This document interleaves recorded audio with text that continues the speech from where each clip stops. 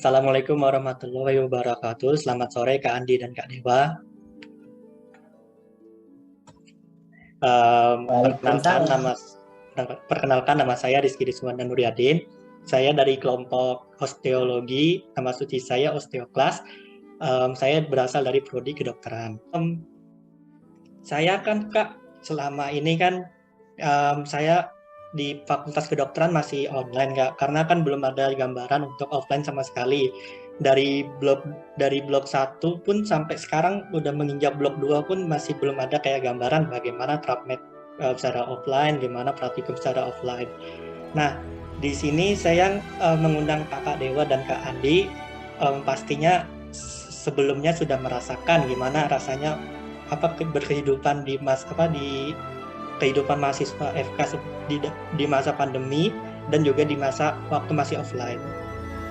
Um, jadi saya tuh sebelumnya pengen tahu Kak, kalau misalnya apa sih Kak yang membatasin Kakak waktu selama kuliah, selama pandemi dan selama waktu offline?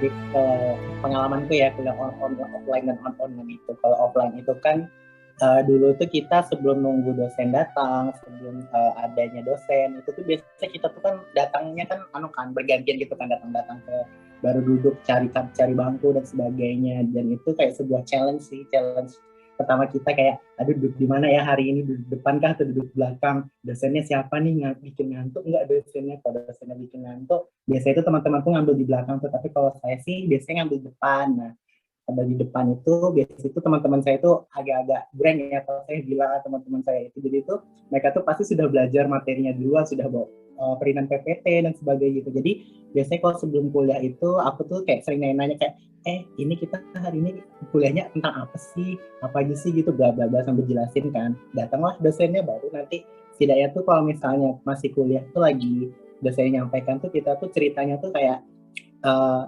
connect gitu loh. Ini dokternya bilang apa sih tadi, gini gini gini. Jadi itu kayak nyambung. Jadi itu kita tuh selama kuliah offline itu masih bisa saling diskusi gitu loh. Nah kalau online ini kayak ada batasan gitu loh, kayak ini kita kalau misalnya kita nggak belajar, kita harus kalau kayak ngechat tuh kayak nggak alami gitu loh. Kita diskusi sama teman-teman kayak mau belajar materi kuliahnya itu apa aja, itu kayak apa ya, jadi itu kayak sebuah tantangan sendiri sih buat kita. Jadi itu kayak benar-benar kita yang harus maju gitu loh untuk kalau mau ngerti materinya. Tapi kalau dulu itu tinggal nanya aja gitu ke teman sebelah yang sudah belajar. Jadi itu kayak kita tuh dapatlah preview-previewnya dikit. Kadang mereka tuh juga ngomongnya mudah gitu loh, bahasa yang kita ngomong kalau kita di online ini kan nggak dapat gitu ya. Ada juga teman tuh sudah respon dan sebagainya. Jadi ya itu sih keterbatasan yang aku alami banget kalau kuliah online.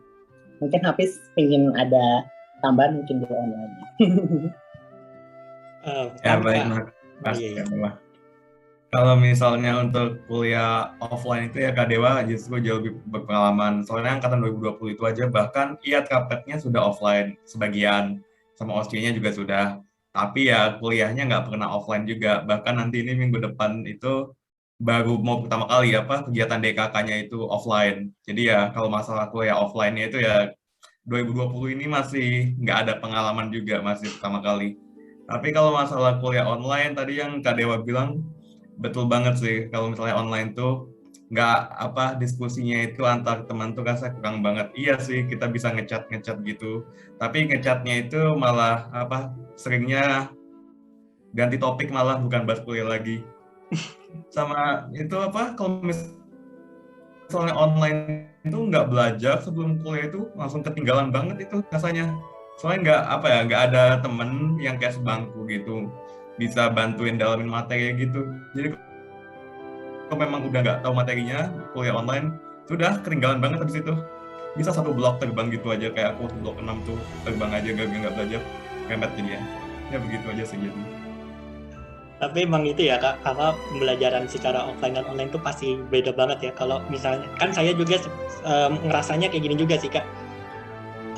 Pembelajaran misalnya kan kalau dosen-dosen dokter-dokter itu kan kalau mempresentasikan materinya kan pasti lewat slide, terus next selesai gitu aja kan Kak biasanya. Kan kalau saya cuma disuruh kayak ngebaca slide gitu sih, emang gimana ya Kak. Saya biasanya ya kalau tugasnya kalau misalnya materinya berat kayak tadi kan saya belajar mikrobiologis, flora normal yang bakteri-bakteri yang normal di dalam tubuh. Itu sebenarnya nggak saya perhatiin sama sekali guys, karena ngelihat di presentasi aja gitu. Jadinya saya tadi tuh nyoba, habis selesai pembelajarannya saya minta PPT-nya saya belajar sendiri. Jadi kan ujung-ujungnya kan saya Kak, mungkin karena online gini pembelajarannya nggak nyampe, terus kadang internet saya juga gangguan, ya jadi ujung-ujungnya saya jadi otodidak. Soalnya kalau untuk belajar gitu pakai referensi cara belajarnya gimana Kak? Kan kalau mungkin kalau Kak Dewa waktu offline kan belajarnya sama teman-teman, atau mungkin ada juga otodidak, tapi pasti caranya selama online sama offline pasti beda kan. Kalau Kakak dulu gimana Kak menyesuaikan waktu tiba-tiba jadi online? Kalau aku dulu ya, waktu tiba-tiba jadi online itu, pertama itu yang aku pikirin banget itu sih procedural skill. Kalau pemeriksaan fisik kan gampang ya, aku tuh banyak boneka, jadi itu kayak pakai aja. Nah procedural skill itu kayak squid lah, baru tuh infus lah, itu kan aku nggak punya ya, jadi tuh kayak aku tuh mikirin gimana sih caranya biar aku tuh bisa ngalternatif. Nah sebenarnya kalau untuk belajarnya sih ya belajar kayak biasa, baca panduan, nonton video dan sebagainya kan, baru latihan sendirilah 7 menit gitu kan.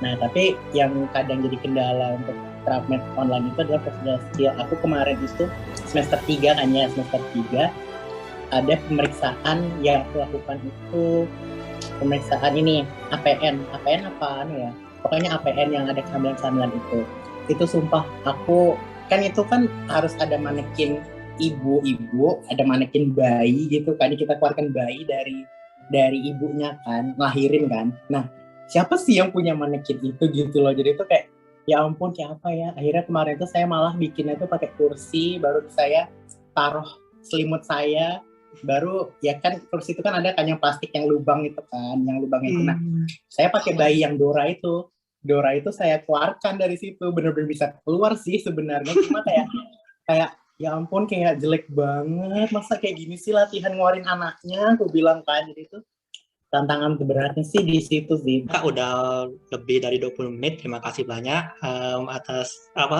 atas kooperatifnya dan kerjasamanya.